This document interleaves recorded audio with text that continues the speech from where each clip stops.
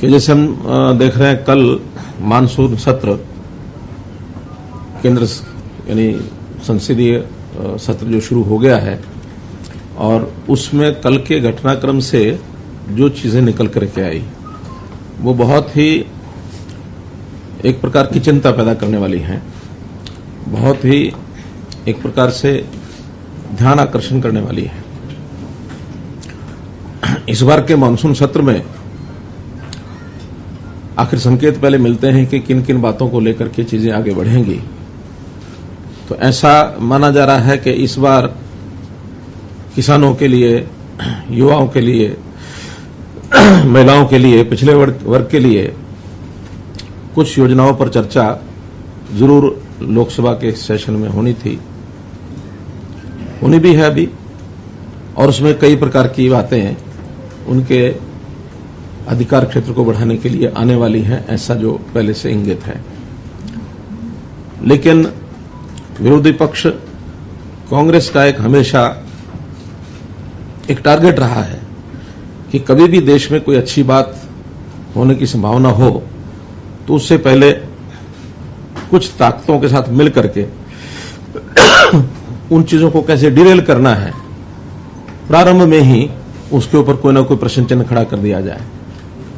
तो जिस प्रकार कल उन्होंने ये सब किया है कि एक कंपनी है पेगासस, जिसकी मदर कंपनी NSO है, उनके माध्यम से जो जासूसी और फोन टैपिंग की बात चलाई गई है, वास्तव में तो कांग्रेस का एक चरित्र रहा है कि जैसे वो खुद हैं ऐसा ही वो सबके ऊपर लांछन लगाने की बातें करते हैं, क्योंकि उनका इतिहास भरा पड़ा है। जब अपने यूपीए के कार्यकाल में ये सब वो करते रहे, न केवल विपक्षी दल के लोगों के साथ, बल्कि उनका तो अपना घर भी इन चीजों से भरा हुआ है कि अपने ही लोगों की फोन टेपिंग, अपने ही लोगों की जासूसी, ये सब वो कराते रहे हैं। उनको लगता है कि शायद सभी ऐसा करते होंगे, जबकि हमारी सरकार का किसी प्रकार का दूर दूर तक इसके साथ कोई लेना देना नहीं है। और उनके यहां का इतिहास तो ये है कि आपको ध्यान में होगा, एक बार उस समय के वित्त मंत्री प्रणब मुखर्जी ने, जो उस समय के गृह मंत्री थे पी चिदम्बरम, उनके खिलाफ कितना एक सीरियस, एक खतरनाक पत्र लिखा था कि गृह मंत्री वित्त मंत्री के फोन टेपिंग करा रहे हैं। कैसे चंद्रशेखर की सरकार को दो जासूसों की कहानी बनाकर कैसे गिरा दिया गया है। कांग्रेस ने अपना समर्थन वापस ले लिया था। 9000 लोगों की ऐसी एक लिस्ट है जो यूपीए के समय जिन लोगों की फोन टेपिंग होती रही, 9000। तो ये इतिहास भरा पड़ा है उनका, क्योंकि उनको किसी पर भरोसा ही नहीं रहता है। लोकतांत्रिक तरीकों से चीजों को चलाने का उनका विश्वास नहीं है। लोकतंत्र की हत्या कैसे की जाती है, ये इमरजेंसी में हमने देखा है। ये भी उसी कांग्रेस के कारनामों की एक उदाहरण है। तो इसलिए जासूसी में उन्होंने अपने जो साथी उनके थे, चाहे वो सीताराम येचुरी वामपंथी नेता हैं, जयललिता हैं, चंद्रबाबू नायडू हैं, ममता बनर्जी हैं, उनके फोन टेपिंग ये उन्होंने कराई। इनकी शिकायतें रही हमेशा।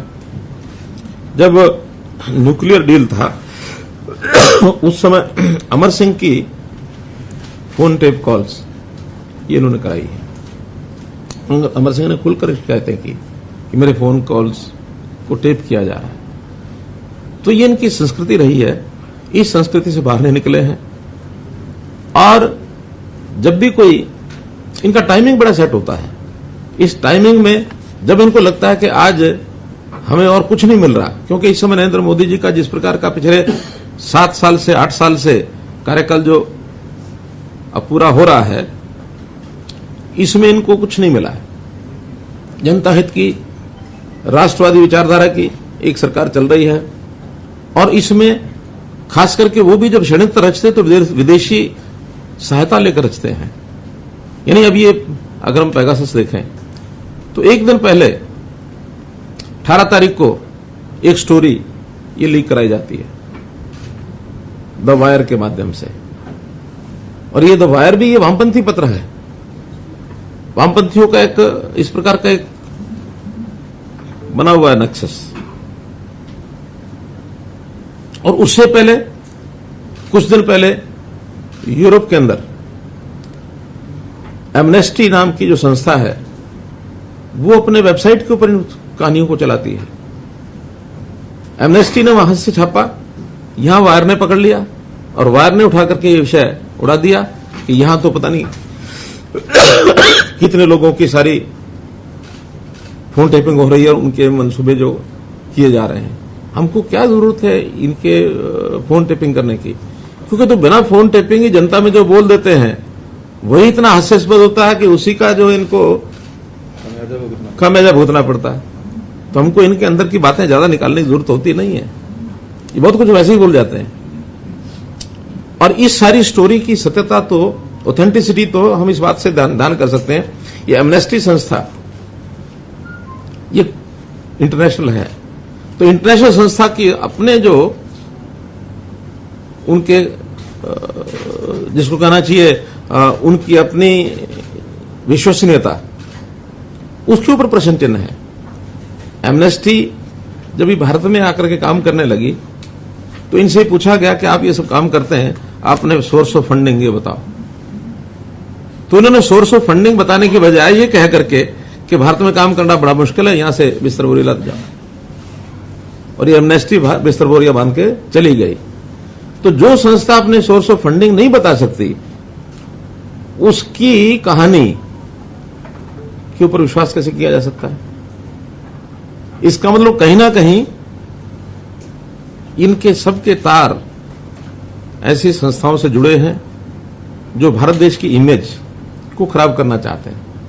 कांग्रेस के ऊपर मेरा सीधा आरोप है, कोई ऐसी बात हमारे खिलाफ कहें, नरेंद्र मोदी जी के खिलाफ कहें या केंद्र सरकार के खिलाफ कहें, जिसका कम से कम देश की जो हमारी संप्रभुता है, देश का जो हमारा मान सम्मान है, उसका तो ध्यान रखें। कोई अपने देश के अंदर की कोई बातें कह करके अगर कोई आलोचना होती है तो हम सहन भी करते हैं, कोई दिक्कत नहीं है। लेकिन जिन बातों को लेकर के हमारे देश की इमेज विदेशों में घटती है, ऐसी चीजों से इनको सावधान रहना चाहिए। इस प्रकार के खेल ना खेलें, वरना देश का अहित होगा, हमारे बारे में विश्वसनीयता ये घटेगी। आज देश दुनिया में किसी एक लेवल पर पहुंचा है, वो मोदी जी की नीतियों के कारण से, एनडीए की नीतियों के कारण से हम लोग कहीं पहुंचे हैं।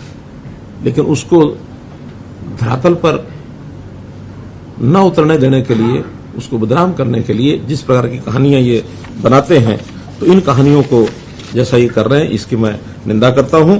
और कुल मिलाकर के देश की जनता इन बातों को ध्यान रखेगी कि ऐसे किसी विदेशी संस्था के साथ कांग्रेस जो षड्यंत्र करके जिस प्रकार का ये फोन टेपिंग कंट्रोवर्सी को इन्होंने उछाला है, ये सिस्टमेटिक तरीके से भारत की प्रतिष्ठा को चोट पहुंचाने का ये काम है।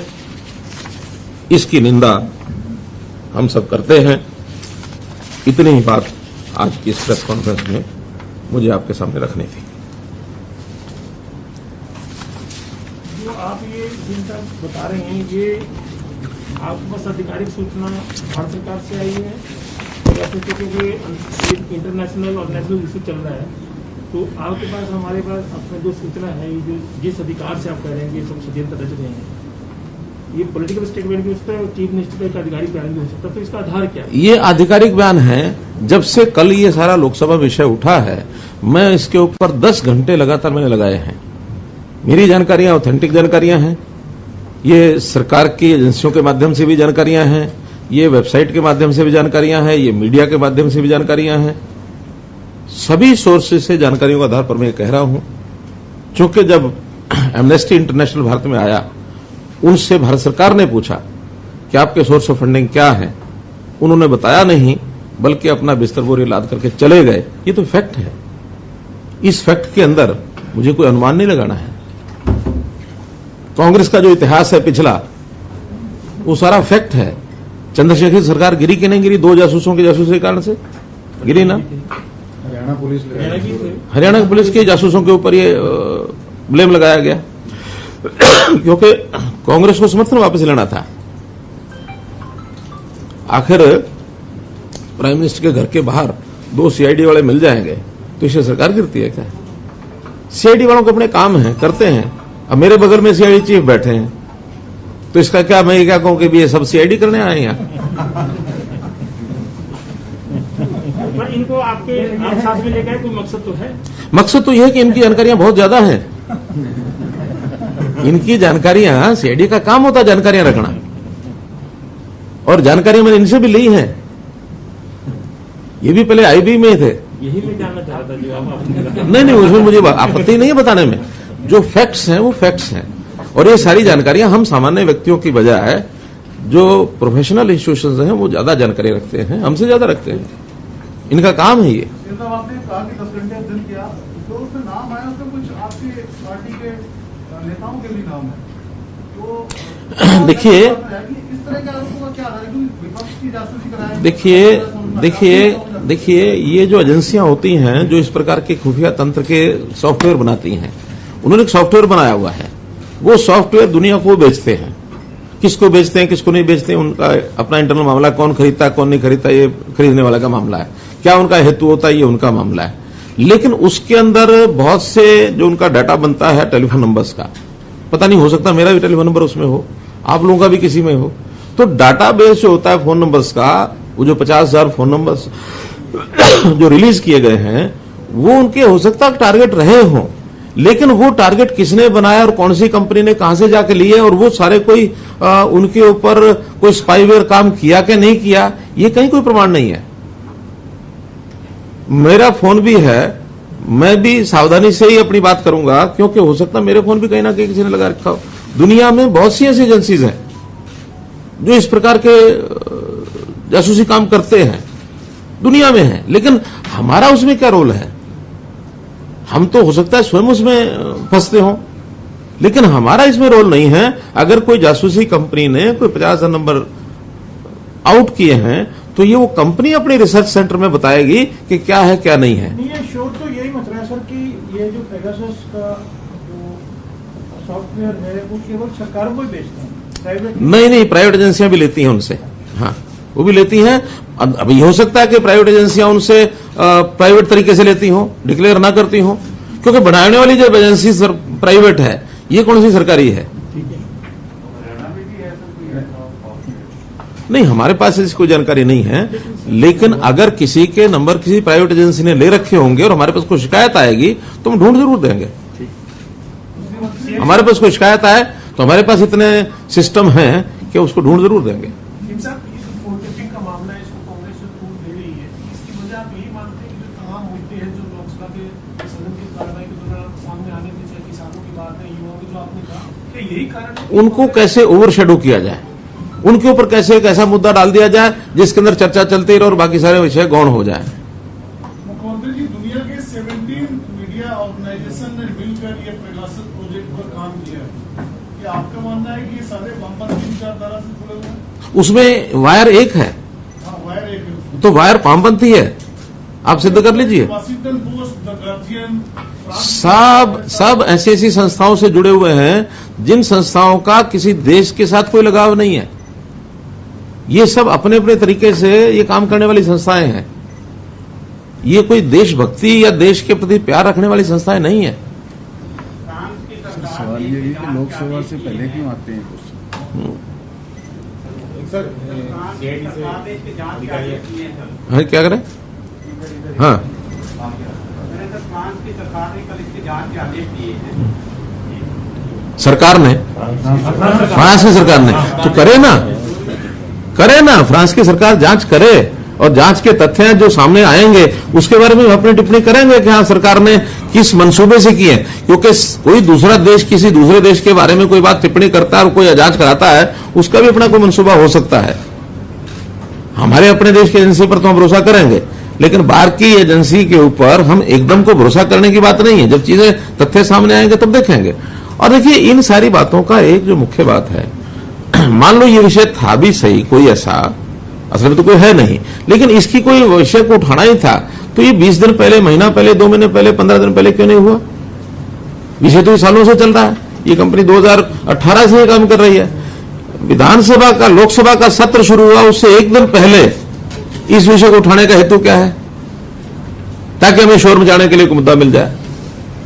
क्योंकि सब तो जरूरी नहीं कि 10 घंटे का समय लगाएंगे, जैसा आज मैं अथॉरिटेटिव बोल रहा हूं, ऐसे सब लोग 10-10 घंटे का समय लगाएंगे और फिर जाके बोलेंगे।